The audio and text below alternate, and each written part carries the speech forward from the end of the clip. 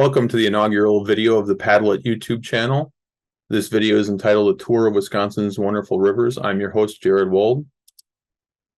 First, we're going to talk about a little bit of terminology so that you'll understand some of the terms that I'll be using during this video. So first, we'll talk about the term tributary, otherwise known as an affluent. That's a stream that feeds into another stream. Next term is contributory, otherwise known as a main stem, and that's the stream into which a tributary flows. A confluence is the point at which two streams meet. Watershed is the footprint of land drained by a stream.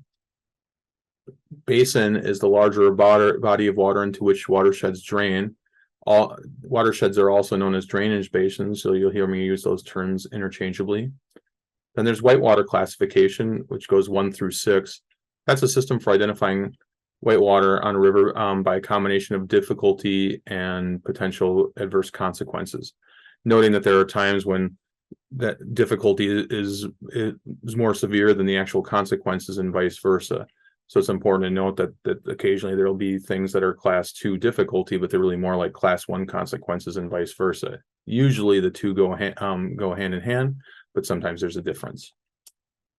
So as we look at the rivers by the numbers, there are 226 distinct streams within or bordering Wisconsin known by the label river, not counting the branches or forks. This also doesn't include a couple streams known by the term inlet, for example. In northeast Wisconsin, there's a middle and upper and lower inlet at one point that drains into Green Bay. Okay.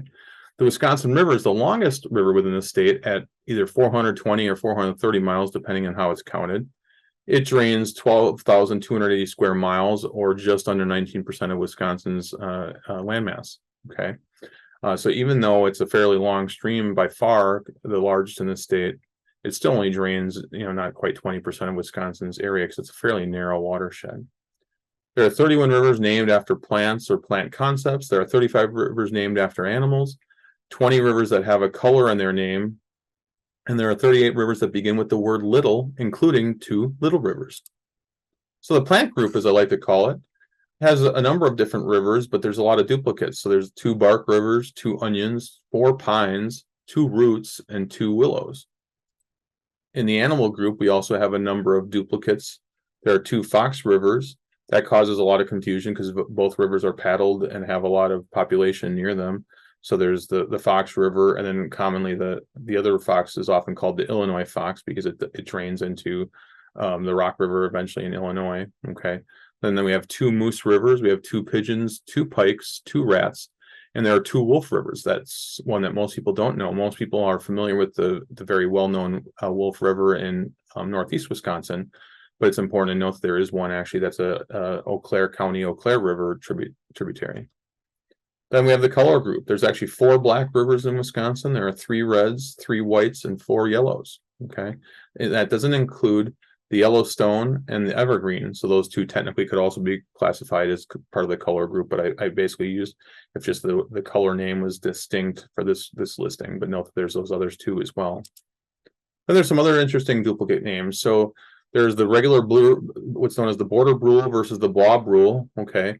And the bois brule goes by all sorts of names: the Boise brule, the bois brule, the bois brule, the Boise brule. Is just the brule. If you're from anywhere except northeast Wisconsin and you refer to the brule, usually you're probably referring to the bois brule versus the border brule. Okay, but up in northeast Wisconsin, they are usually referring to the brule as the brule. There are 3 Eau Claire rivers, which causes a lot of confusion because all 3 are paddled. There's 2 Iron Rivers, 2 Kinnickinnicks, 2 Little Menominees, 2 Little Popples, 2 Little Rivers, as I mentioned before. There are 2 Menominee Rivers with an I, and there's 1 Menominee River with an O. And there are 2 Popples. So note that there's 2 Popples and 2 Little Popples. Then a few other oddities and facts about some things in the state. There's the Flag River, that's a Lake Superior tributary, and the question on that is it spelled with 1 or 2 G's? One resource has both the road and the river, the road near the river and the river named with 1 G. Another resource had them both as 2 G's. And then 2 other resources I had the river is 1 G and the road is 2 G's. And then the other one had the river is 2 G's and the road is 1 G. So I'm not sure which it is. There's also a North Fork of the Chief River, but no Chief River. And that's because the main branch of the Chief River is now part of it's in Chief Lake, which is one of the lakes in the Willow River flowage. then most rivers flow into a larger river. But in the case of the Straight River in Wisconsin, it actually is the only river in Wisconsin that flows into a creek named Fox Creek. The Tomorrow River becomes the Wapaka River when it crosses into Wapaka County, and according to most traditions, Wapaka does mean tomorrow in the tongue that Wapaka, that language it is.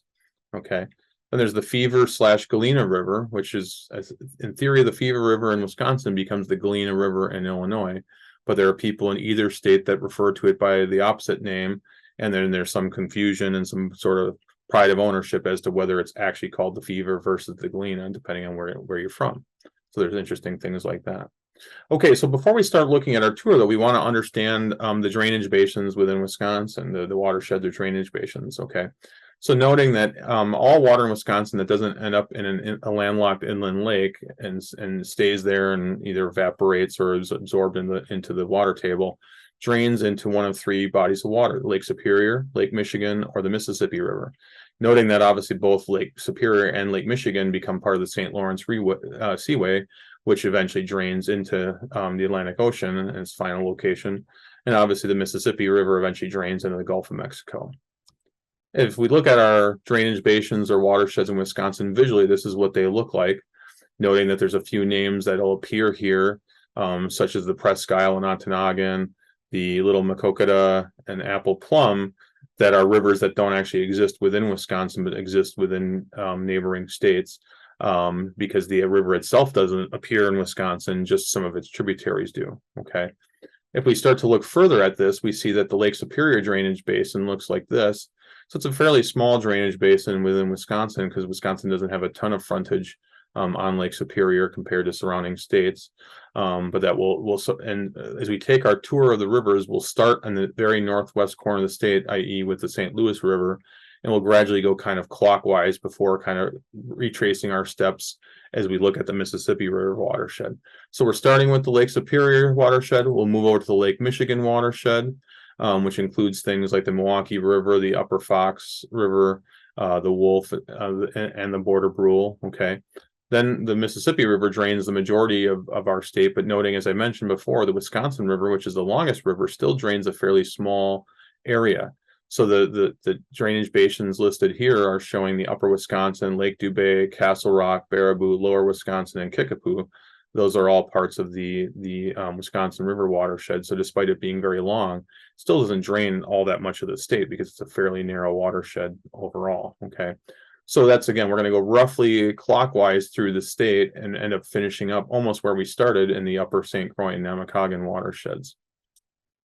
Now, the map that you're going to see here is the map that I designed, the Wisconsin Rivers and Other Popular Waterways map that I designed a couple years ago. This has a methodology that we're going to see as we go through it. So there's color coding on this map. That's the kind of the main contribution I made to the community, was helping people kind of understand where some of this type of water is located. So knowing that anything that's blue denotes either flat water, lakes, flowages, or unknown difficulty levels. Green denotes areas that we know that the current's slow enough that you can do up and back paddles with normal equipment at normal water levels and normal stamina, etc. Okay.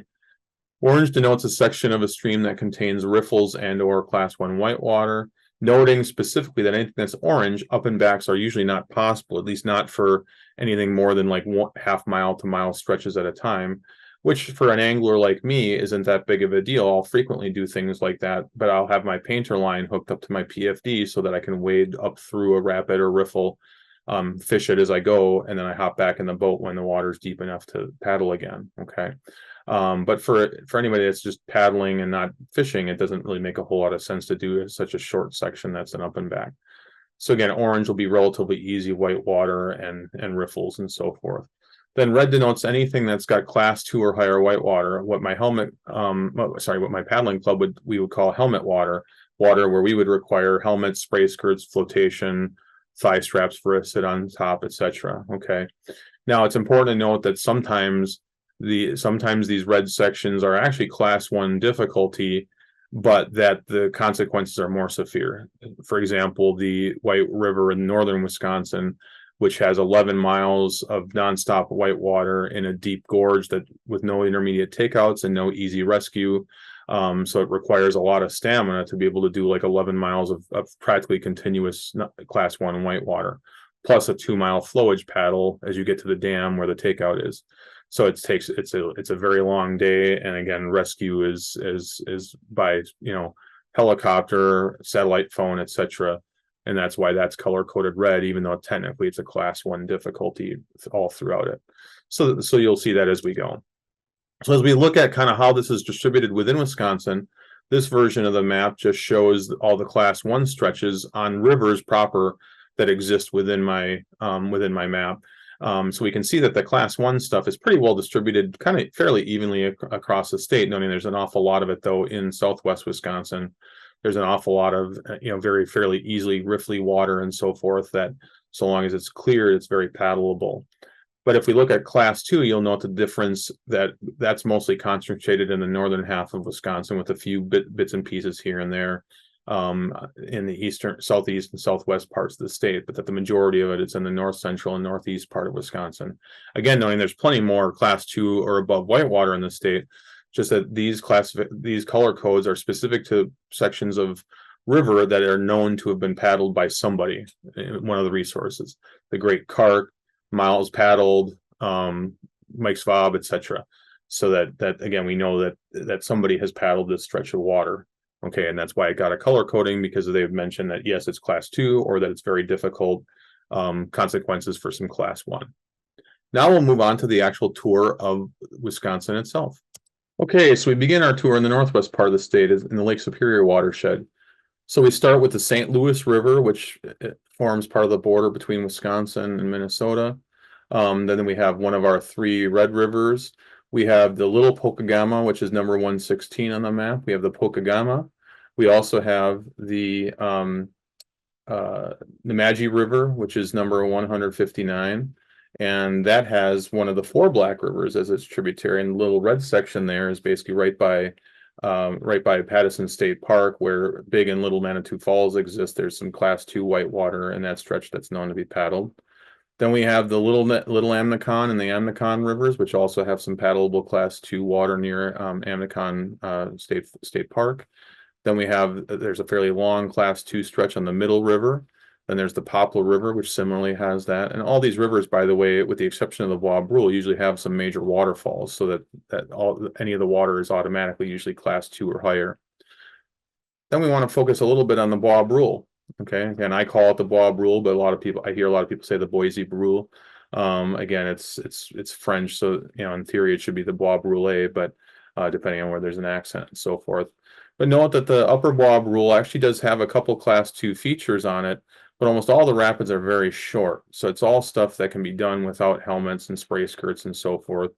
Specifically, there's a rapids known as the Falls, and then there's Little Joe, both of which are listed as class 2, but that at more normal water levels, they may have some class 2 difficulty, but the consequences for going for a swim are usually pretty minor.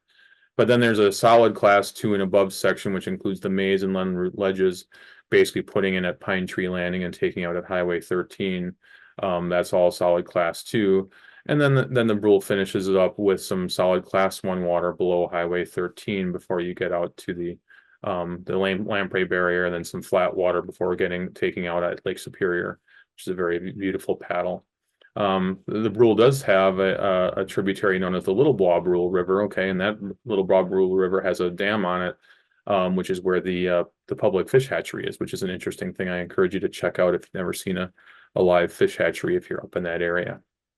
Then as we move further on in the Lake Superior watershed, we see that we have the Iron River. We have the flag that I mentioned before, and so on my map, my solution for dealing with the spelling was to put the second G in parentheses, because I never did figure out really what it's supposed to be.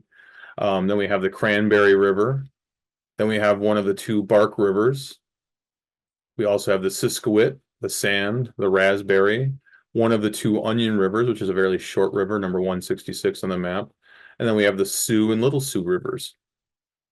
Then as we move further down the watershed, you note that we have the Bad River, which has a number of tributaries, and note that has a lot of class 2 water, but note that that's mostly based off some oral tradition to know that there's water that's paddleable because one of the reasons I ended up adding the Native American reservations onto my map was noting that I wondered why nobody paddled the White River after Highway 112, and it turns out that's because the Bad River Band does not allow any access from anybody that's outside the tribe to actually paddle through their land. So the class one, but that's very long class one section of the White River starts near Mason, and that ends at there's a dam at Highway 112. And again, that's in a deep gorge. There's no intermediate access points, and it's just continuous class one whitewater until you get to the final 2 miles, which is flowage. So that's why I have that listed as red on the map. Okay. A little river that's not actually part of the Bad River watershed is the Kakagon River, so that's number 84 there.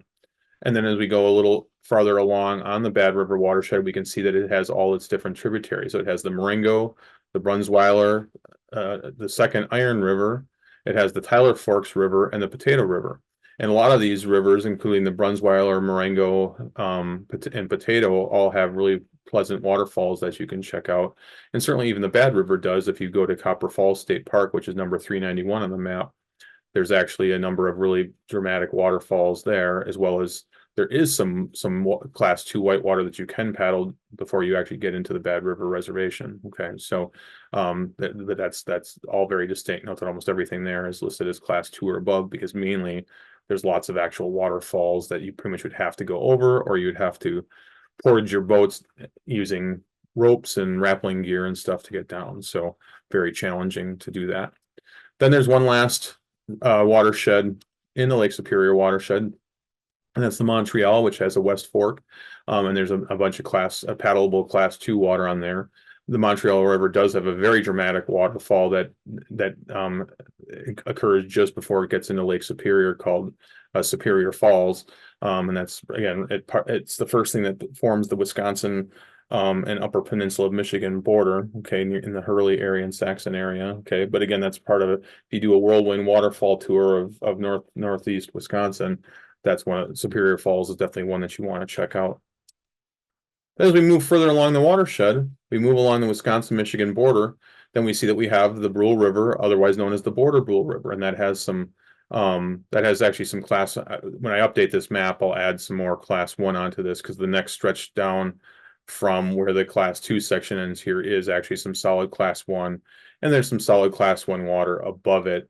That really those sections should both have an orange color coding, but for sure the section between Highway 139 and I forget the name of the takeout, but near where the number 28 is there, is solid class 2 water on the Brule. Now the Brule is a tributary of one of the 2 Menominees with an I, and that's the Menominee River that helps form the rest of the Wisconsin-Michigan border. It has a few random areas that are class 2 or above, including the Pierce Gorge. That's down by Niagara there. You see the little red area there. Okay. But that a lot of the Menominee actually does have some class 1, as well as some plenty of flat water on it. So that's why a lot of it's actually set up as blue. If we move into the other things that are tributaries on the Menominee, we have the Pine River, which itself, and that's number 184 on the map, and it has tons of class 2 whitewater on it. It's got some flat water, as well as this little oxbow section that's on the very right hand side of your screen right now. That's got some class 1 riffles and some light white water on it. That's kind of a popular section to paddle.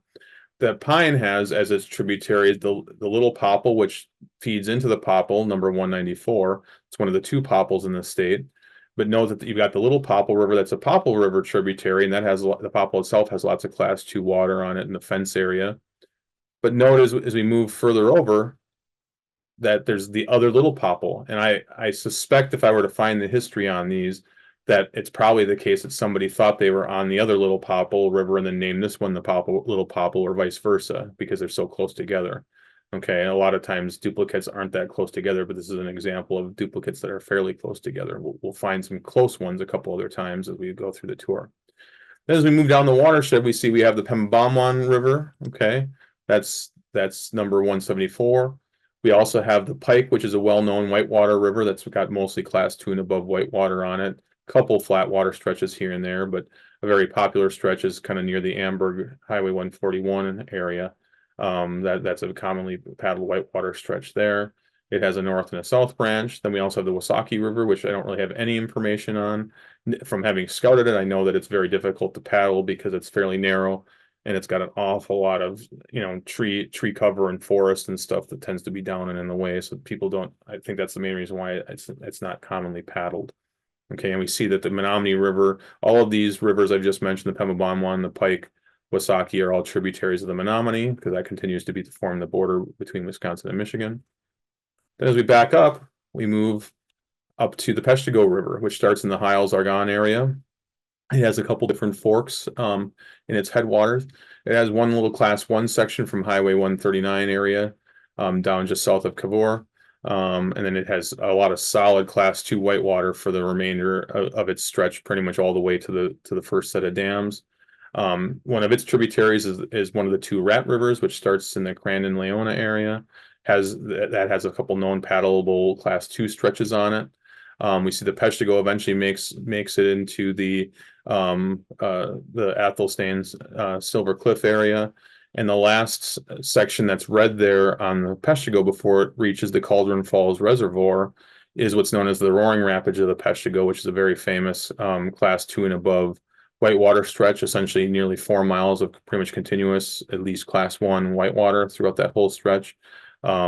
Requires quite a bit of skill to do in a hard shell boat, but there's outfitters that do the inflatables, and I did that in an inflatable a couple times, and it's an absolute blast.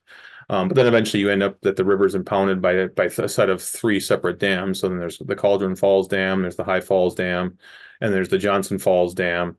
So all that is kind of flat water area, all in the area of number 396, which is Governor Thompson State Park. So there's lots of paddle-in opportunities for campgrounds in some of the reservoirs there. We see that the Thunder River then eventually makes its way as a tributary just below that area. It enters the Peshtigo just upstream of the Johnson Falls Dam. Then there's a class 2 run below the Johnson Falls Reservoir that's fairly popular there. And then eventually the Peshtigo has a bunch of fairly easy class 1 stuff, including some flat water by crivets, before you have the next dam just upstream of Peshtigo, and then you have just a lot of flat water. Note that the Little Peshtigo is then a tributary of the Peshtigo that it gathers just northeast of Pound. Then we note that one of the 3 little rivers is this tiny little river. It is in fact little, kind of just southwest of Marinette there, number 121. Then we move over to the next major river that's part of the Green Bay watershed area, and that's the Oconto River, which starts up near Wabeno. There's some known flat water stretches here and there in this area before you reach the mountain area, and that's where the first big class 2 stretch of the Oconto River exists. Of course, it gathers its south branch near Suring, which has some known class 1 water on it, just upstream of Suring. Okay, and then as we keep moving down the Oconto watershed, we actually see that there's a whole bunch more class 1 rated easy whitewater just beyond whitewater in the Gillette Oconto Falls area. Then there's a couple more dams before you have a little bit more class 1 water before you reach the last drop, and then there's basically easy flat water some people will put in on the lake and then paddle up and back on the lower Oconto. Okay, and that's a common situation with a lot of these rivers, that oftentimes the last mile or 2 is up and backable water. Then the next river we have in this watershed that we can see currently on screen is the Pensacola River, which has a north and a south branch. They'll start in the Cecil and Bondewell areas, okay, and then obviously pop out at Pensacola on Green Bay. If we move a little bit down the watershed, we see that we have the Swamico and the Little Swamico rivers. Okay, and the Swamico has a couple branches there in the Pulaski area. Okay, and then we move up to the last major watershed that's in this section of the Green Bay watershed, and that's the Wolf River. As I mentioned, that's the most well-known Wolf River. Starts up in Pine Lake near Hiles, makes its way through a couple more impounded lakes here and there in its headwaters. There's actually a known flat water stretch basically below the last major dam on that section of the Wolf down to Pearson. So that little stretch there between Elko and Pearson is paddleable. So also a little class 1 stretch on the tributary, which is known as the Hunting River, which comes in near Pearson, that's paddleable. Then below Pearson, we hit the first section of the Wolf, where consistently the rest of the Wolf is most until we actually get to some of the flat water down near the Menominee Reservation it's mostly class 2 and above whitewater. Sometimes it's only class 1, but that oftentimes the consequences are more class 2. And so starting at Pearson, basically you're in for a long ride there on the Wolf and the various different bits of whitewater. So commonly people will paddle like Lily to Hollister, Hollister to Langlade, some of those different sections, noting that the Lily River, which does have a little class 1 stretch you can paddle, does enter right by Lily. Again, then the Wolf passes Hollister, Langlade, the White Lake area. Again, all of this is class 2 whitewater pretty much, and a couple of the more intense whitewater runs in the state and well known. Then we have the Evergreen River and the Wolf River West Branch do enter. While it's in the Menominee Reservation, noting that Kashina is kind of where the heavy whitewater ends, and then from then on the Wolf is mostly got, you'll occasionally have some riffles and some boulder gardens and stuff, but it's all mostly flat water pretty much once you get south of Kashina and Shawano area. Then we know the Wolf River itself, then it has a couple more tributaries that are well known, specifically the Red River, which has a couple of whitewater sections that go through the Stockbridge-Muncie Reservation. And the main section of the Red River that's well known is a section that starts at Gresham. That's where the famous Monastery Falls is located. So that's a very well-known whitewater feature to the whitewater paddlers in the state. Okay. We also have the Embarrass River, which is mainly known for just having a couple relatively short whitewater runs. So specifically the Tigerton run on the main Embarrass River, and then the Wittenberg stretch on the Embarrass River's middle branch.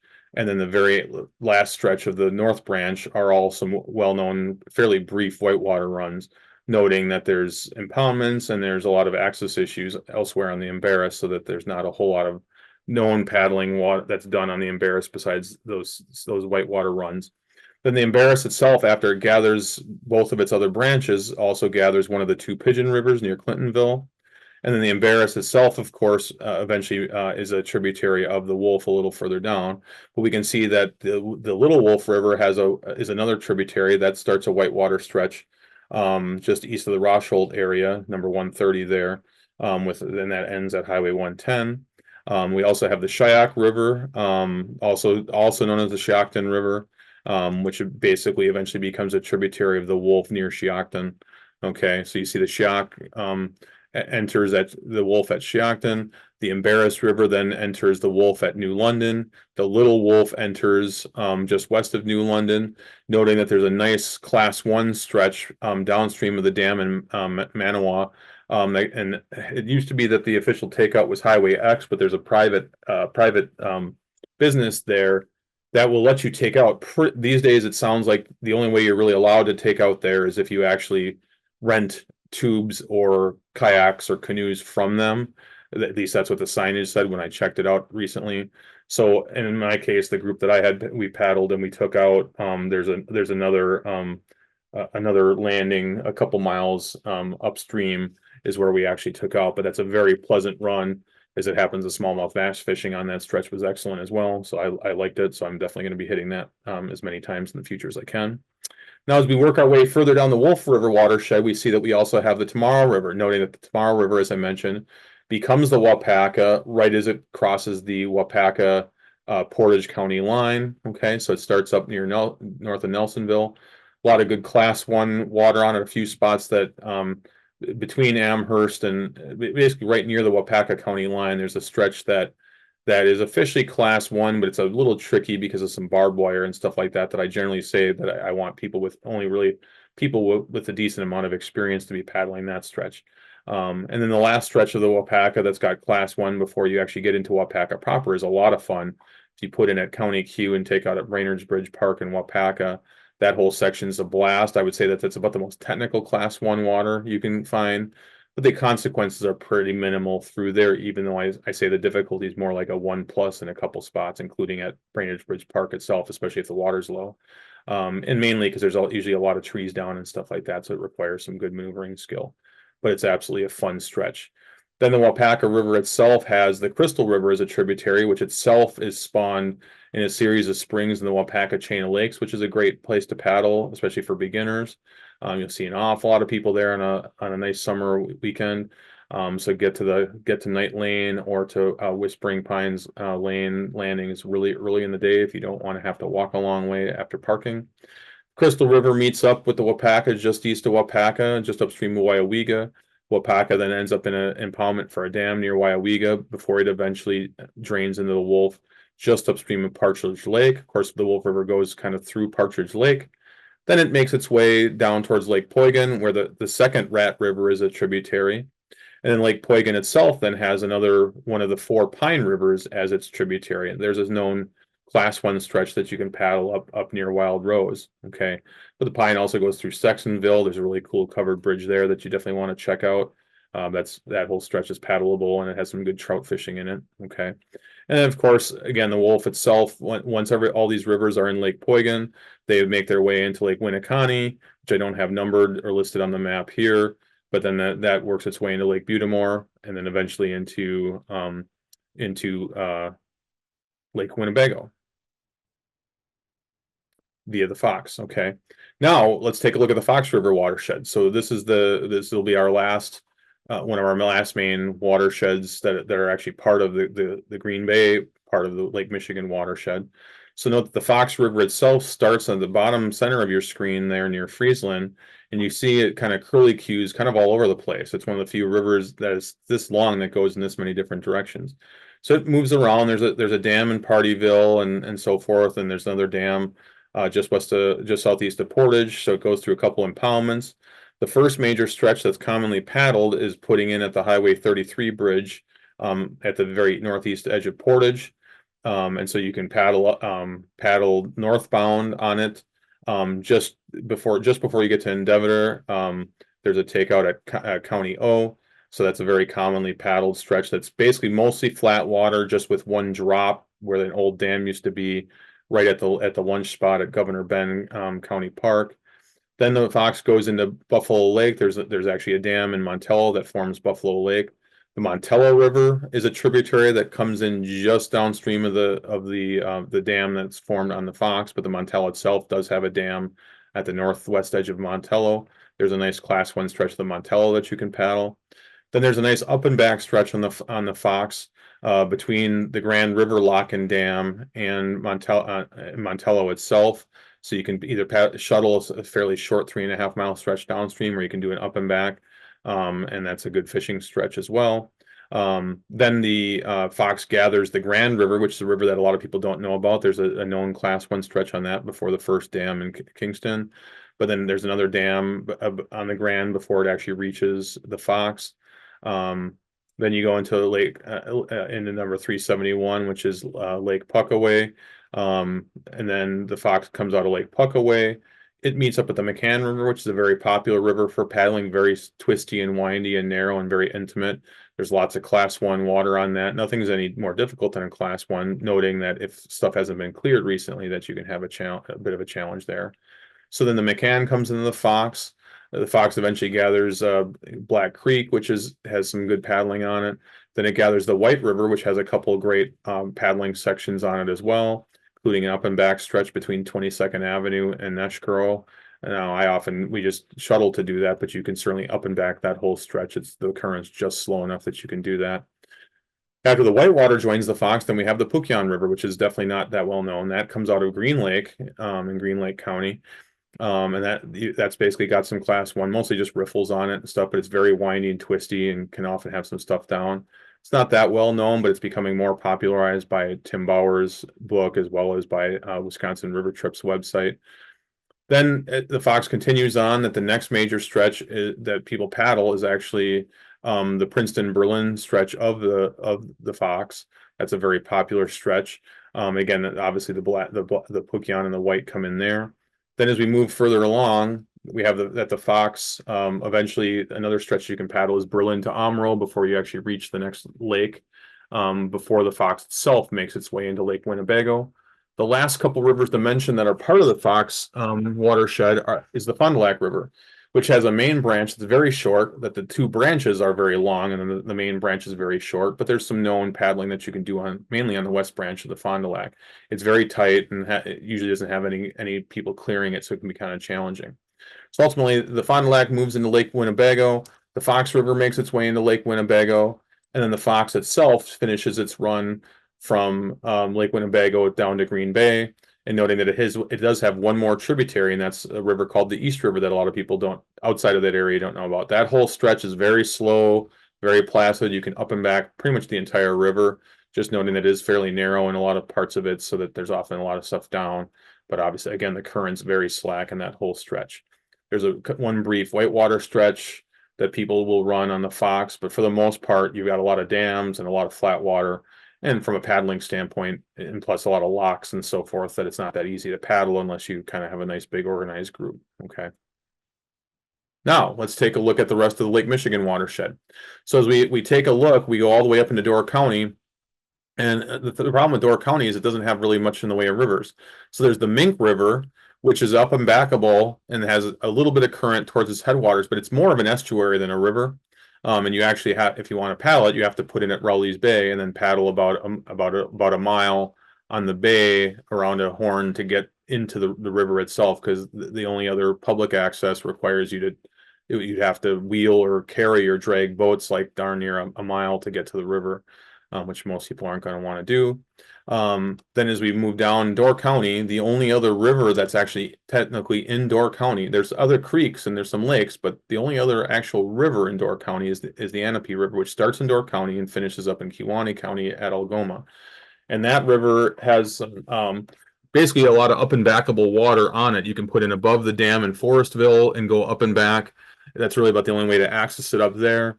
You can put in below the dam and go downstream, but ironically, we did this last summer, and we almost regretted not either putting in downstream and then having a shuttle to go upstream, because there was enough wind that the actual weeds in the river were actually seemed to be flowing upstream instead of downstream. So I caution you that that's a very slow stretch. Once again, once you get about a mile below the dam in Forestville, that it's basically like being in a lake, essentially. Okay. Then in Kewaunee, we have one of the three Red Rivers. It's a fairly short river. A lot of people don't know that one exists. Then we have the Kewaunee River, which has a bunch of Class 1 water on it. It's a well-known river for fishing for steelhead salmon and smallmouth bass. So we make our way further down the watershed, we see that we have the East and West Twin Rivers. And those come together at remarkably enough 2 rivers, or trivers as a lot of people call it, including locals. The West Twin River, though, it does have a couple tributaries. It has the Neshota River and the Devil's River. The Devil's River in one section of the West Twin has a little Class 2 stretch on it. Then we have the Manitowoc River and so first of all, we have the Little Manitowoc River and then the Manitowoc. The Manitowoc has the Branch River as one of its tributaries, which does have one little Class 1 stretch by Kellnersville. Of course, the Manitowoc has a North and South Fork that are fairly extensive. And the South Fork actually has the Killsnake River as one of its tributaries. Then as we move a little further down the watershed, we see that we have the Sheboygan River watershed, which is a very great river, a lot of really great Class 1 water on it, starting up basically by Millhome, just east of Kiel there. And there's lots of different access points. They've put in officially a paddle trail system for the Sheboygan. Basically a ton of Class 1 water. There's some up and backable stuff as well, just upstream of Sheboygan Falls. But then there's also you actually have to portage a couple dams. There's one dam near Johnsonville that usually, unless the water's really high, requires a portage, and there's two that go through the Black Wolf Run Golf Course that require portaging, but otherwise there's lots of pleasant paddling on the Sheboygan proper. But note that just north of the Sheboygan River, we have the Pigeon River, and we also have the Meme River. The Meme River is not one that most people don't know about. The Sheboygan itself has the Mullet River and then the second Onion River as its tributaries, and both of those have some paddleable water on them. Then we see that one of the 4 Black Rivers is a very small river. That one actually skirts Kohler Andre State Park, and from scouting it, I couldn't see any place that you could obviously paddle it. You could probably put in on Lake Michigan and maybe go up and back a little bit, but in the literature, there's really no information about paddling it because it is so short in general, and then it's very narrow. And you can just see that there's lots of timber down that it'd be really hard to paddle very far on it. As we move further down, we now move into the Milwaukee River watershed. So we now can see that we have the Milwaukee River, which the main branch of the Milwaukee River starts just southeast of Fond du Lac, Wisconsin, just north of Highway 45 there. It gathers its west branch just upstream of Kewaskum, It gathers the East Branch just downstream of Kewaskum. And those areas are, so the East Branch is paddleable pretty much all the way from Long Lake, all the way through Mothie Lake and basically down to Kewaskum area. And then you can put in the just below the dam in Kewaskum and go down basically to the Barton area near West Bend. And then pretty much the rest of the Milwaukee River has lots of Class 1, occasionally some Class 2 water on it. The Milwaukee River, so very popular stretches are putting in below the dams in West Bend, going to Newburgh, and then also doing Newburgh to Wabadonia Park, which is between Wabaca and Fredonia. On that stretch is where it gathers its North Branch, which again is something that a lot of people don't even know exists, north of Random Lake there. Then the Milwaukee River continues further south. It gathers Cedar Creek, which has some good Class 1 paddling on it, including some Class 2 whitewater in the downtown Cedarburg area. There's also some Class 2 whitewater on the Milwaukee River just below the Thiensville Dam, or sorry, below the Grafton Dam. So if you paddle the first stretch of the area below Grafton Dam, there's some pretty solid Class 2 whitewater before you get to some Class 1 stuff starting at Limekiln Park. And then as we move our way down the Milwaukee River, then we have a number of areas that are up and back, well, basically above some of the dams or ledges that exist.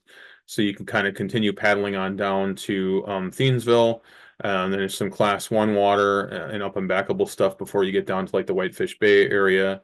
And then there's one of the places that you have to pretty much take out is Estabrook Park and Clutch Park as well, because there's ledges at both of those places. And there's the Class 2 stretch that's just before you get to the North Avenue, or the original North Avenue Dam. And then the last stretch just below the rapids, the North Avenue Rapids, is basically up and backable. You can put into Kiwanis Launch or at Bruce Street downtown and paddle up and back on both the Milwaukee and the Menominee. Note that the Little Menominee with an O and the main Menominee with an O are tributaries, and there's lots of Class 1 and 2 water that's known to be paddleable on there. There's an up and back on one of the two Kinnickinnicks. That's number 89 there that you see below the Wauwatosa label here on the river. But for the most part, that river stream is too narrow and too choked with deadfall to paddle much beyond just doing an up and back from the Milwaukee Harbor. Okay, so that's the Milwaukee watershed. Then our last bit of the Lake Michigan watershed is one of the two Root rivers, which has some Class 1 paddling water on it before it gets to Racine. Then we have the Pike, one of the two Pike rivers, which enters Lake Michigan down in Kenosha. It starts up by Sturtevant there. Then we see the other Root River. Note that that's very close. Again, that's probably where people were confused. They thought they were on the one route, and then they named the other one that route. And that route is a tributary of the Des Plaines River, which makes its way down to Illinois and becomes part of the Fox River and the Kishwaukee watershed eventually. Then as we move a little bit over, we take a look at the Illinois Fox watershed, and that starts up north near north of Lannon. It gathers the Pewaukee River, which is number 177, which comes out of Pewaukee Lake, and it meets up with the Illinois Fox in the Waukesha area, and there's some Class 1 water you can paddle in that area. That can be kind of fun.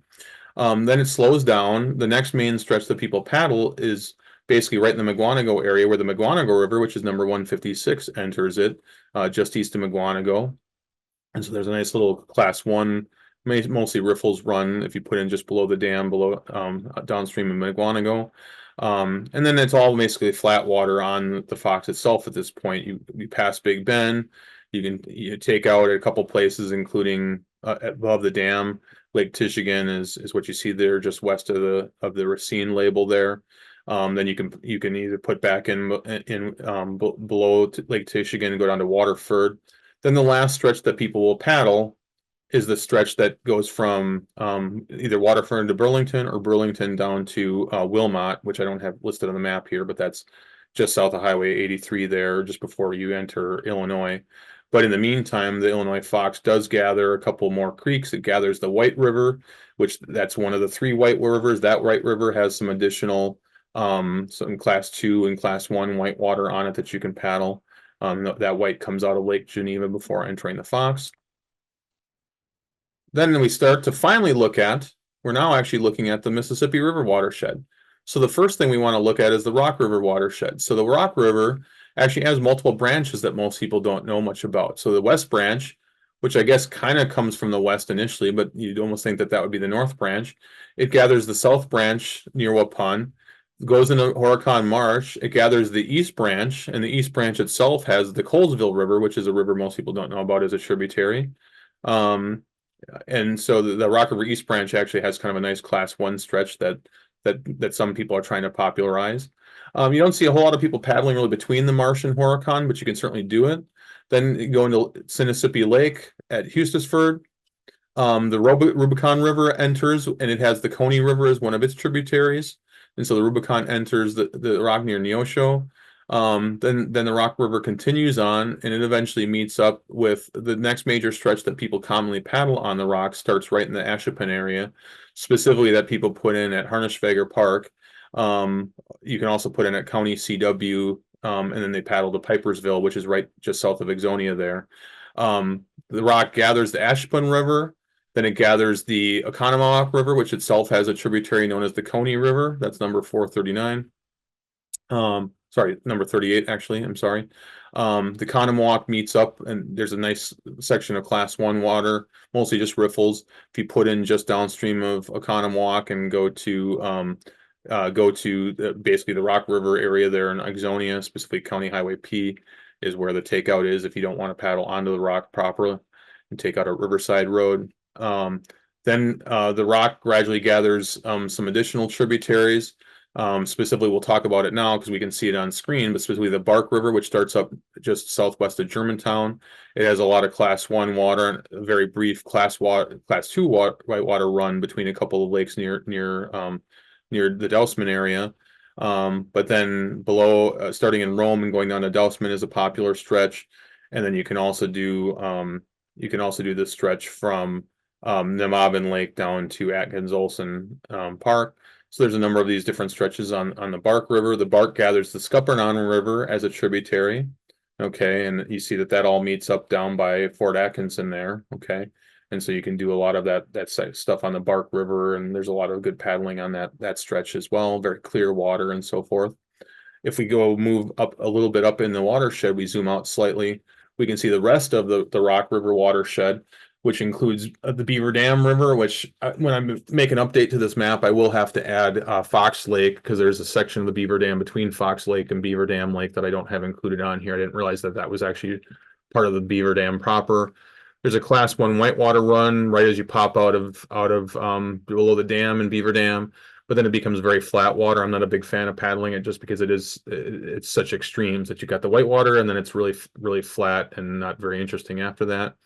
Then we have the Crawfish River, which has a north branch and a main branch, and then there's some good paddling on the Crawfish. Eventually, a little further down before it meets up with the Rock River proper. The Crawfish gathers the Monashaw, which has a couple nice stretches, including the Marshall to Waterloo stretch on it. And then it meets up with the Crawfish. The Crawfish meets up with the Beaver Dam to still be the Crawfish, and then starting in the Millston area, which is just north of Interstate 94, you can paddle that stretch all the way down to basically where it meets up with the Rock River by Riverside Park down there. Noting that as we finish looking at the Rock River watershed, it gathers Koshkonong Creek in the Lake Koshkonong area. Then the rock still gathers additional rivers such as specifically the Yahara River, which is at the very top center of your screen now, which starts up its headwaters are up by Morrisonville on the Dane County, Columbia County line. So it goes through a series of lakes, Lake Mendota, Lake Monona, Lake Wabisa, and Lake Kaganza. It gathers a number of different creeks and things in the Madison area, including Badfish Creek, which has a very popular whitewater run on, or light whitewater run on it. The lower Yahara itself is kind of a blast to paddle. It just got hit by that tornado back in February. So it looks like it's mostly clear, but we're going to do some clearing on it soon to open it up a little bit better. But the Yahara then, of course, meets up with the Rock River just southwest of Edgerton, just north of Janesville. And there's a number of stretches on the rock that can be easily paddled all the way through the Janesville area, knowing that there's a dam in Janesville.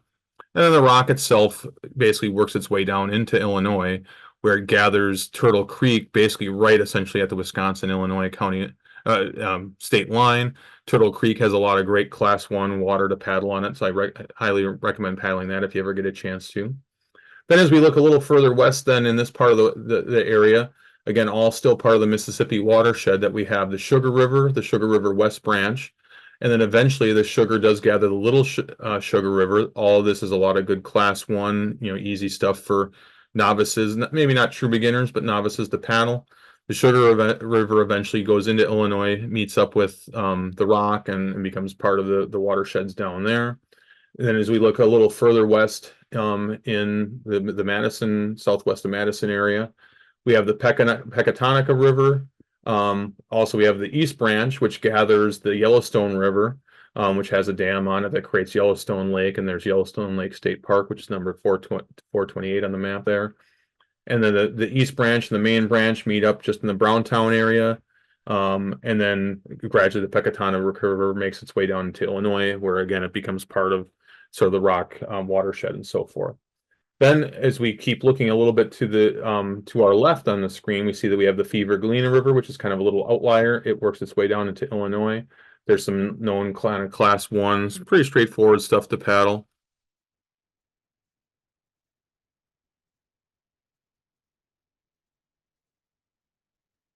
Then as we look at the very southwest corner of the state, before we start examining the rest of the Mississippi River watershed, you can see again, noting that we have the Fever Galena River. Then we have the three rivers that most people don't even know exist, mainly because there's not a ton of them in Wisconsin. So we have the Cincinnati River, we have number 109, which is the second Little Menominee River, and we have number 141, which is the second Menominee River, again, both with a letter I instead of an O. Then we have the Platte and Little Platte. Little Platte's a tributary of the Platte. Those both have mostly a lot of good class one stuff on it. But the Little Platte does have a brief kind of class two stretch just north of Platteville there that's paddleable. Then we have the Grant and the Little Grant. And Rattlesnake Creek actually is a tributary of the Grant that has a little bit of paddling that's known on it. But the Grant and the Platte are very similar rivers as far as the kind of paddling. Again, lots of fairly swift current punctuated by pools and runs and so forth, usually requiring a decent amount of maneuvering skill. Now we zoom all the way up to check out the Wisconsin.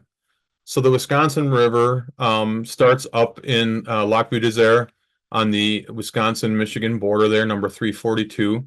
The headwaters of the Wisconsin is basically all riffly, kind of like class one stuff. The tricky part is that it's very narrow. So essentially like doing the McCann River, and it requires some clearing usually to be paddleable without tons of portages. The best time you want to paddle it is to paddle it in mid to late June or early July, because they usually do some clearing of it for the Cali Roar canoe race in that area. So that's usually the one time a year that you can guarantee that it'll be clear enough that you can actually paddle it. Of course, it makes its way down to the Eagle River area where it becomes part of Watersmeet Lake, which is formed by the Otter Rapids Dam. You can paddle the nice stretch below the Otter Rapids Dam down to County O, but the impoundment's so low right now, though, that you're best actually to take out along Highway 70 right now, about 5 miles downstream, rather than going the full 7.5 miles down to O, because then you're actually like what basically becomes a meandering trout stream. Then the Wisconsin gathers the St. Germain River, which is a very short river coming out of St. Germain Lake. Before you get to the Rainbow Flowage, the section from Rainbow Flowage down to McNaughton is a fun little paddle. We're gonna be doing that a couple times this season. Then you have you basically have the next flowage right by Rhinelander. There's a couple class one stretches there. It gathers one of the two Pelican Rivers by Rhinelander. There's another known class two stretch, basically right on the Lincoln-Oneida County line there. Then we see that the Wisconsin starts to gather a bunch of other things. There's a bunch of flowages there's the Spirit River flowage in the Tomahawk area. So it gathers the Squirrel River enters the Tomahawk. The Willow River also enters the Tomahawk. Then we have the Little Rice River that enters the Little Somo River and the Somo River. We have the Spirit River, all of which kind of all meet up in the Tomahawk area.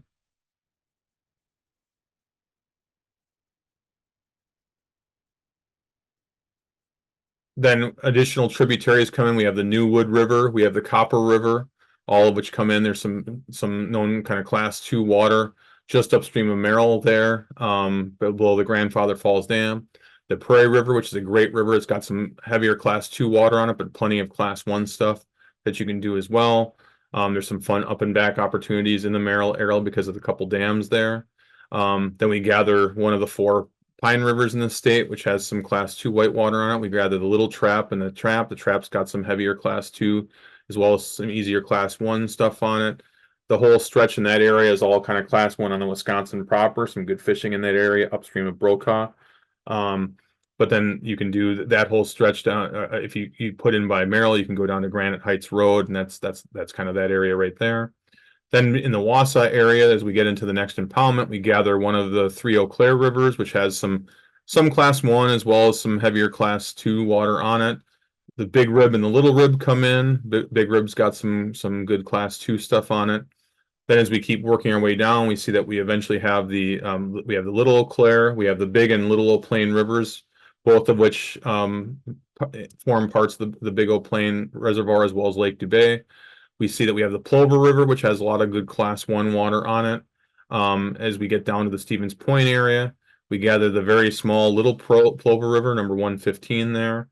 There's a little bit of class 1 whitewater down on the main Wisconsin just downstream of that, as well as a class 2 run by Wisconsin Rapids. We can see that the Yellow River is a river that's going to eventually become a tributary. I'll zoom out a little bit here so we can see that we have the Yellow River, which has Hemlock Creek that's got some paddleable water. And of course, the Wisconsin River, then it goes into the Pettenwell Lake with the Pettenwell Dam. The Yellow River and Little Yellow River are gathered in Castle Rock Lake at the Castle Rock Dam. Then downstream of Castle Rock is where the Lemonware and the Little Lemonware come in. And so there's all kinds of paddling opportunities there, including to the Upper Dells. Then we have we've got the dam at Wisconsin Dells. You can paddle from below, a couple different options from there all the way down to Decorah, or even all the way down to Lake Wisconsin if you want. At this point, we mostly just have creeks as tributaries in this area, with one exception, and that's the Baraboo River, which is kind of dominating what you see on screen. So the Baraboo River proper begins up in the Kendall area, which is where its headwaters are right near the headwaters of the Kickapoo over by Wilton there that you can see in the corner of your screen. We'll see that later. But the Baraboo River, it has lots of paddling opportunities, specifically mainly Union Center to Laval is kind of where most people paddle it, as well as North Freedom down to Baraboo. But the West Branch and the South Branch are gathered, as well as the Little Baraboo by Laval. Lake Redstone is a damming of a creek called Big Creek. That's kind of a unique spot that's got rock faces that you can paddle there. Then it works its way to Reedsburg. Like I said, North Freedom is a common place that people will put in. And then there's actually some class 1 whitewater in downtown Baraboo that can be fun. The rest of the Baraboo before it meets up with the Wisconsin is all pretty slow and flat, fairly muddy. But you can definitely up and back in that area, including from the Wisconsin if you want. Then I said the Wisconsin makes its way into Lake Wisconsin, formed by the dam at Prairie du Sac. There's a brief park and play whitewater stretch right below the dam. That's why there's a little bit of little red tick on the river there, right by Prairie du Sac.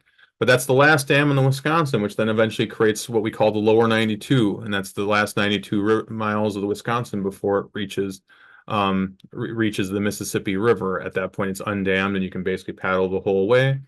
In this area, we mostly have lots of creeks that enter, including a lot that are well known for paddling, like Black Earth Creek, Otter Creek, Mill Creek, etc. And of course, there's mill creeks in practically every county that are tributaries of Wisconsin.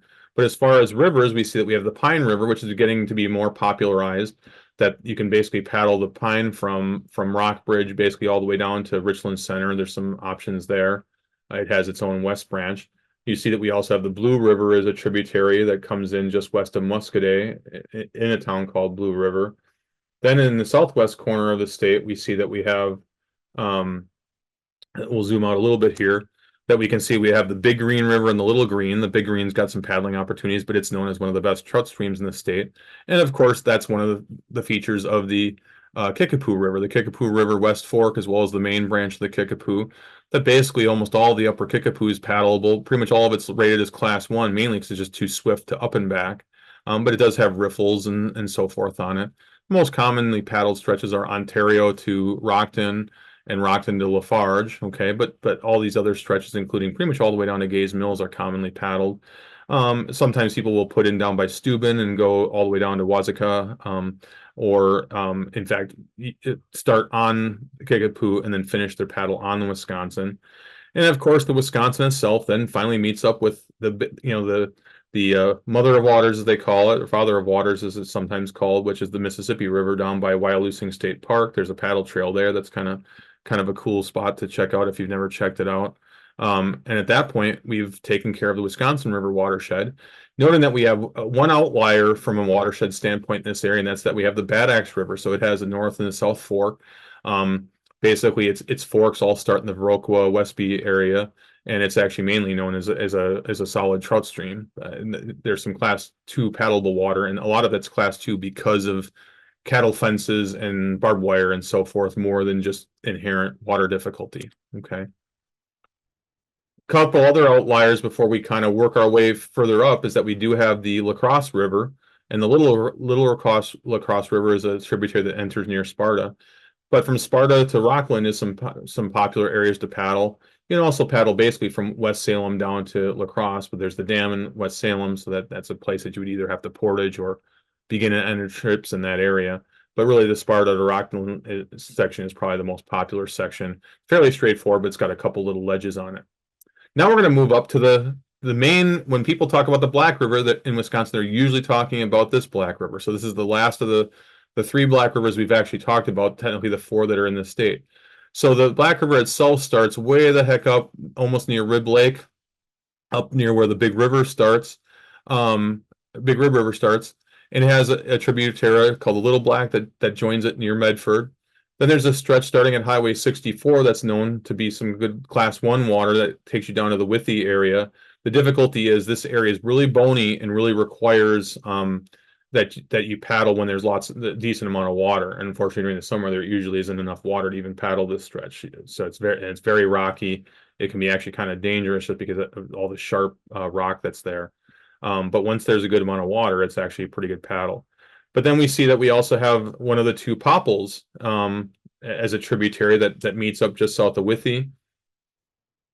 And then we have lots of class 2 water, basically, specifically like Greenwood and Neilsville areas are where some people will actually paddle the Black. The East Fork gathers up just upstream of Lake Arbutus, which is formed by the Hatfield Dam. And the East Fork has some class 1 as well as some heavier class 2 water on it. And in this area, the Black River has all these creeks that are actually well known for good, light to medium whitewater. So Wedges, Arnold, Morrison, and Halls Creek all enter in this area, but this is all mostly class 2 or at least 1+ whitewater in this area. Okay. Then as we move our way further down the Black River Falls watershed, we gather a couple more creeks, Perry Creek and Robinson. Robinson is a very well-known creek that has some class 1 stuff up until Kelly Road. And then from then on, you're dealing with all kind of class 2+ whitewater, including the well-known Polly Falls. But on the Black River itself, there's a little bit of brief whitewater on the west side of Hawks Island, just downstream of Black River Falls, which is why that's coded in orange. But after you pass Hawks Island, you come up to Mason's Landing, and from Mason's Landing all the way down to the mouth of the Black on the Mississippi, it's all basically flat water. Oftentimes fairly swift current, but for the most part, it's beginner water. So you can basically camp, and this is just like doing a smaller, more intimate version of lower Wisconsin. You can basically camp on sandbars basically anywhere along this stretch because it's wide enough and there's enough public property and so forth. Common stretches are to do Irving to Melrose, Melrose to North Bend, but you can also do North Bend all the way down to Highway 53, which is just east of Galesville there, and so you can do that. The Black River does an unusual thing where it actually forks for quite a long time, so there's 2 separate channels. You got to be a little careful taking the left one because it's narrow enough that it often will have it might require a portage or 2, but then the Black itself makes its way down and it basically joins up with the Mississippi just northwest of the La Crosse on Alaska area. Okay. Then we'll take a look at the Trempealeau River. This is another Mississippi River tributary. Its branches include it has a north and a south branch that basically come together just northeast of Hickston, and from then on, basically everything else in the Trempealeau is essentially class 1, mainly because it's just swift enough. It's a trout stream. It's swift enough that you really can't up and back just about any place on it. But the most popular stretch to do really is Independence to Arcadia, but you can do Whitehall to Independence, Independence to Arcadia, Arcadia to Dodge, and then even Dodge at 35 or 35 all the way down to Perot State Park near Trempealeau. Then That stretch isn't particularly interesting because it's pretty straight along a wildlife refuge near railroad tracks where it was straightened. But you got to be careful about Arcadia to Dodge because that's fairly narrow and it's not commonly paddled. So people don't usually clear it, but it's definitely doable. But really, if you want a fun paddle on the Trempealeau Independence to Arcadia, is probably the best stretch there. Another outlier from a watershed standpoint is the Buffalo River, which begins in its two forks meet in Osseo, and it makes its way down to Alma on the Mississippi. There's a known class 1 stretch that's been paddled further downstream, but for the most part, I think it's because there isn't much access and it's fairly narrow, that there's not a whole lot known about the Buffalo River. So certainly post comments if you know it. By the way, post comments if you know about any of these rivers and and you can add to the discussion. So we make our way back upstream in further northern Wisconsin to start looking at the Chippewa watershed. So the East Fork of the Chippewa is the furthest upstream. That starts all the way up in Iron County, well north or northeast of Glidden. There's some known class 2 water on the East Fork before it goes through a couple of its impoundments. Then it eventually gathers the West Fork, which starts up by Namakagon and Clam Lake area. The West Fork gathers the Torch River and one of the two Moose Rivers. It also gathers the Teal River, which is not a very well-known river. And there's some class 1 and even some class 2 on the West Fork before it ends up in the Chippewa flowage. So it's in the Chippewa flowage where you see that we have the Chief River North Fork, that's number 33, and that the main Chief River is subsumed by Chief Lake, which is part of the Chippewa flowage. So the East Fork and the West Fork basically meet up right after the dam that forms the Chippewa flowage, and then we have some class 1 water then on the main Chippewa, really up until we get to the Ojibwa area, and it's mostly a lot of boulder gardens and stuff. Nothing particularly difficult, okay, but it's a really interesting area. Then we have the Coudray River, which enters in the Radisson area, in the Radisson flowage. And for a little while, that's the last dam that we actually have on the Chippewa. And so the Chippewa eventually gathers the Brunei River, and then it gathers the Thornapple and Little Thornapple, and there's a lot of mostly class 1, but occasionally a little bit of class 2 water in this area. Before we go any further on the Chippewa, we'll head all the way northeast to the next major watershed, which is to say that the Flambeau watershed. So the Flambeau then is formed by the confluence of the Manitowish and the Bear Rivers. Okay, so the Manitowish gathers the Trout River, and there's some great paddling on the Manitowish once you get downstream of some of the lakes. Of course, you can paddle through like all of the Manitowish waters area. There's chains of lake through there that form the Manitowish. But the most popular stretch is to put in just below the last major lake there, paddling between Highway 51 and Murray's Landing on the Turtle Flambeau flowage. But the Manitowish gathers the Bear, and at that point it becomes the Flambeau just before you reach the flowage. Of course, the flowage is down just like the Upper Wisconsin, so that you actually are still in current in areas that you would normally be in the flowage itself. So when you so then the Turtle River then meets up with the Flambeau somewhere in where the flowage is now, but then eventually you have the dam right where the class 2 stretch of the Flambeau pops out of there. So then we have class 2 water pretty much up until you get upstream of Park Falls. And in the Park Falls area, you have a lot of impoundments and so forth, so it's not easy. There's not a lot of easy paddling. The Flambeau River North Fork then comes out of the last couple dams there. The whole orange section here, 9 Mile to Dick's Docks to Highway W is a great class 1 stretch, nothing particularly difficult, some named rapids and stuff and some boulder gardens. Then eventually the Flambeau River meets up with the North Fork meets up with the South Fork, which is almost all solid class 2 water just about every place. It gathers the Elk and the Elk River gathers the Little Elk, and then the Elk moves into the South Fork just west of Phillips there. And there's some paddling opportunities on the Elk near Phillips before you get to the big lake there. But then after the confluence of the two forks, then we have the main Flambeau proper, and that's a solid class 2 stretch all the way down to Beaver Dam Falls and the Beaver Dam Landing. before you end up in the Big Falls Reservoir first, and then the Dairyland Reservoir, which is number 332 there. There's a little up and back stretch you can do from Ladysmith to that dam if you want. And then there's not a lot of good access points between Ladysmith and the Thornapple Dam, but the last stretch of the Flambeau after the Thornapple Dam, I have this listed as all class 1, but the very last section is something that you can technically do an up and back on if the water is either low enough or high enough.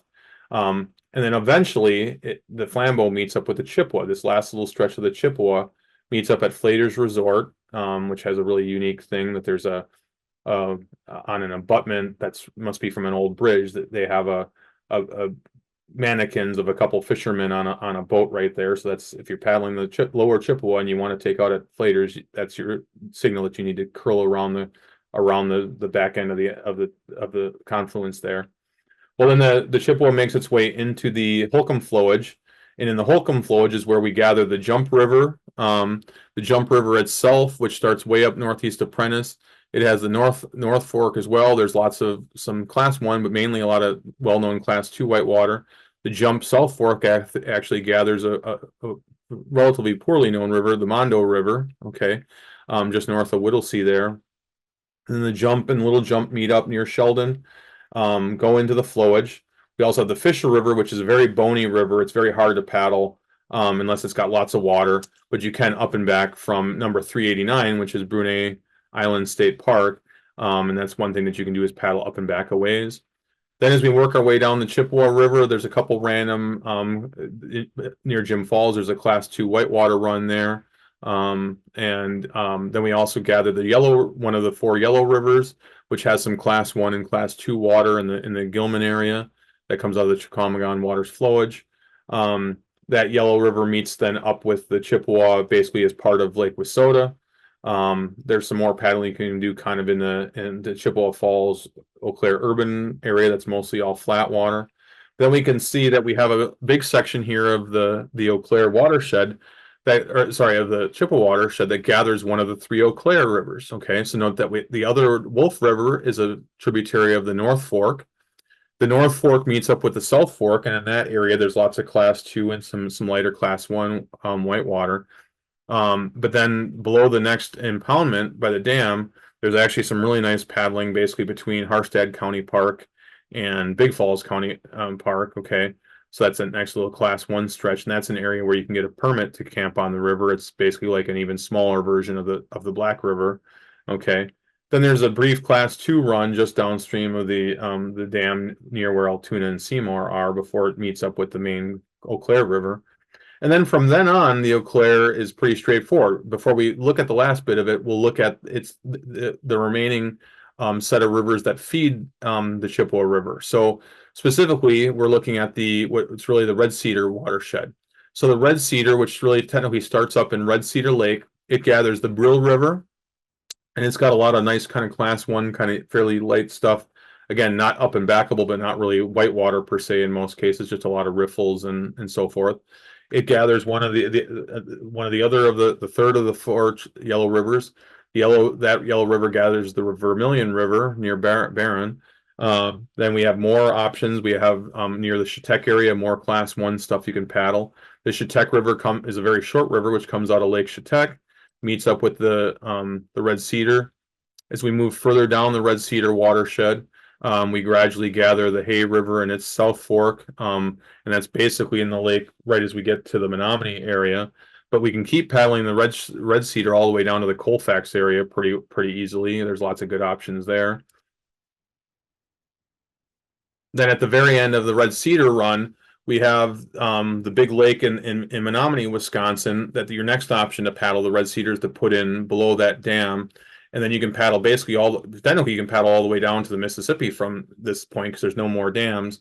But the common stretches are to put in either just below that or to put in there's a town called Irvington that you can paddle either down to Downsville or down to Dunville, take out in Dunville. That gets a little confusing having those 2 towns close to each other.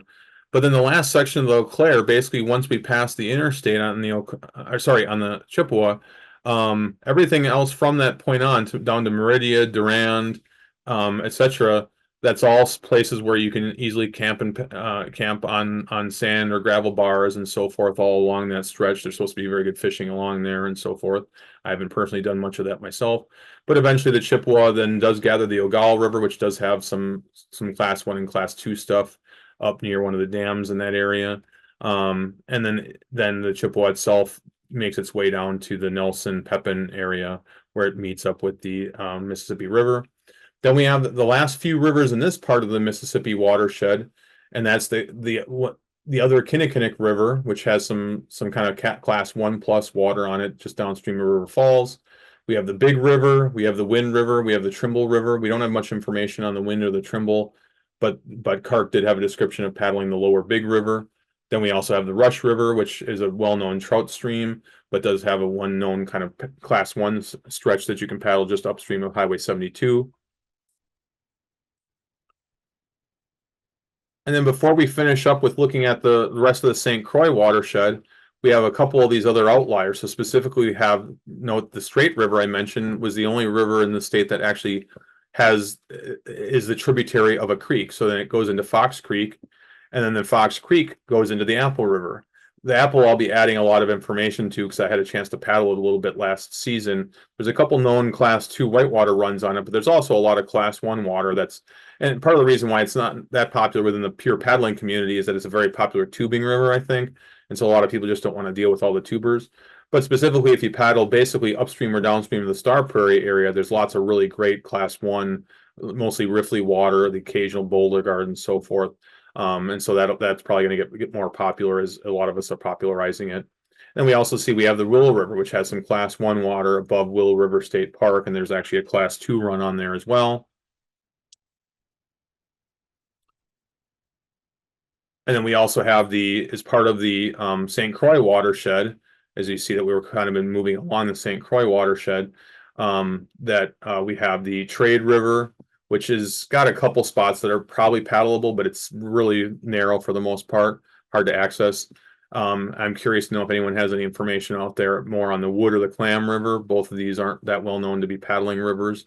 Mostly that you can kind of paddle up and back a little ways if you're kind of working the St. Croix and you just want to check out the rivers.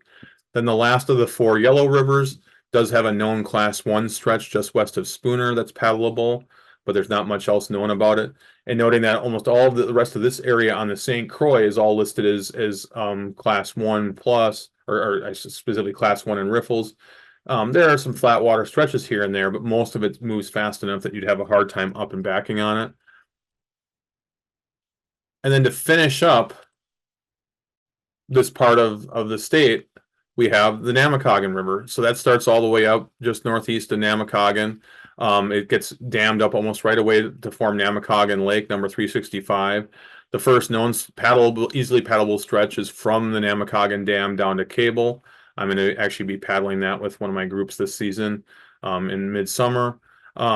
The next stretch down from Cable down to Hayward has a lot of heavier class 1 plus borderline class 2 water that's pretty technical, and that the water is still narrow enough that there's usually a lot of trees down and stuff, so it can be kind of challenging.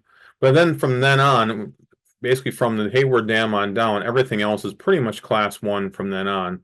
Lots of opportunities for camping at designated sites along the river. There's a couple stretches that are up and backable. You can put in at West River Landing. So that first green stretch between Springbrook and Hayward, that whole area is up and backable because it's just slack enough current. Same with if you want to put in at Big Bend Landing and go up to like the first major rapids upstream of Earl. There's a little up and back section there, but otherwise everything else moves fast enough that it's not really up and backable. And it's rare that there's true rapids. There's a few actual rapids, but it's mostly just a lot of riffly stuff and the occasional brief boulder garden. Pretty much all the way till it gathers a couple rivers. It gathers the Ounce River, which is one that most people don't know about. And then it gathers the Totogatic River, which has a brief class 2 stretch that's accessible before it comes down to the Namakagon. And then we see at the headwaters of the St. Croix watershed, we have the third Eau Claire River, which does have a class 1 stretch on it before you get to the Gordon area. The Gordon Dam forms the Gordon Lake area, and that's just upstream of the true headwaters of the St. Croix, which are just on the opposite side of a spring divide from the Baraboo River up by Solon Springs. And so then the St. Croix gathers the second Moose River. And then the first stuff on the St. Croix, pretty much all the way down to the confluence with the Namakagon, is mostly all class 2, at least class 1 plus whitewater for the most part. So that's definitely for more advanced paddlers. But notice that the St. Croix does gather a couple other rivers. It gathers the Spruce River and the Upper Tamarack River, which has some class 2 water on it. And then basically, at the time you get to the Riverside area, all of the water that you're doing is pretty much all class 1 at that point. And again, in higher water, it could be a little bit more than that. But for the most part, that's your St. Croix watershed, and that's your tour of Wisconsin.